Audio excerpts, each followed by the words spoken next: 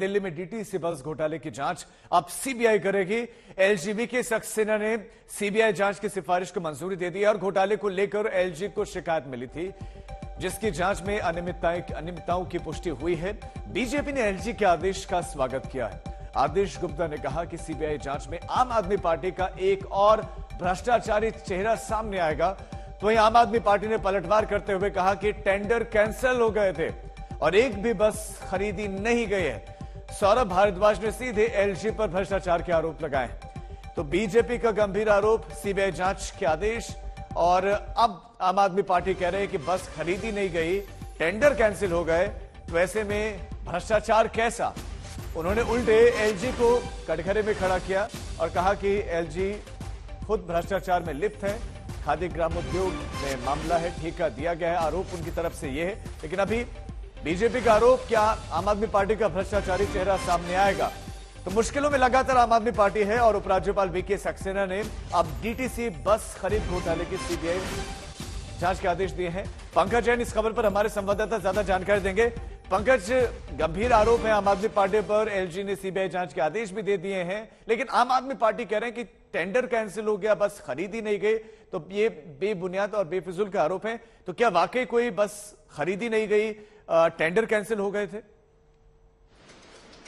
देखिए, ये काफी पुराना मामला है और ये पूरा मामला अब सामने इस तरह से आया है कि जो चीफ सेक्रेटरी हैं, उन्होंने एक रिपोर्ट तैयार की। उन्होंने उस रिपोर्ट में कई बातों का जिक्र किया है, जिसमें यह भी कहा गया है कि 2 कंपनियों को टेंडर के लिए बुलाया गया था, लेकिन यहाँ पर BS6 की 600 बसें खरीदी जानी थी, BS4 की 400 बसें खरीदी जानी थी और इस दौरान ये गड़बड़ी हुई है। रिपोर्ट में ऐसा आरोप लगाया गया है, जिसके बाद जो एलजी हैं उन्होंने सीबीआई के लिए सिफारिश की है पूरे मामले में। वहीं आम आदमी पार्टी ने साफ तौर से ये कह दिया है कि दरअसल ये टेंडर हुआ ही नहीं था और बसें खरीदी ही नहीं गई थी। तो जाहिर सी बात है कि जो एलजी ने अब पूरे मामले को लेकर सीबीआई को सिफारिश की है, उसे लेकर आम आदमी पार्टी और दिल्ली सरकार सामने आई है और उनका कहना है कि ऐसा कोई मामला है ही नहीं और ऐसा कोई मामला नहीं है।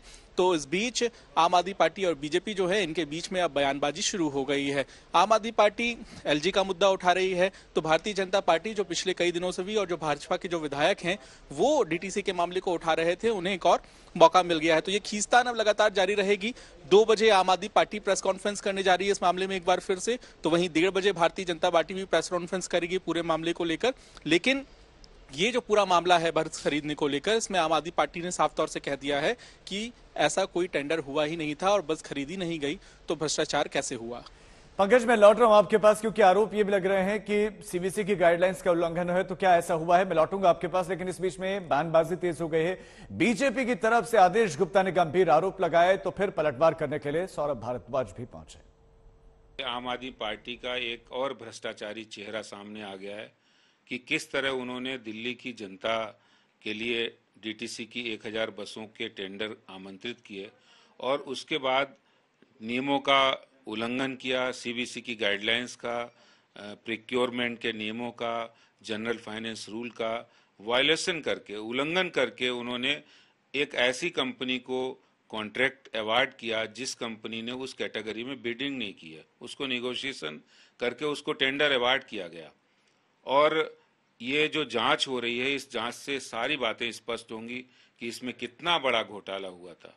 अपने ऊपर गंभीर भ्रष्टाचार के आरोपों से बचने के लिए एलजी साहब रोज नए नए नए नाटक कर रहे हैं।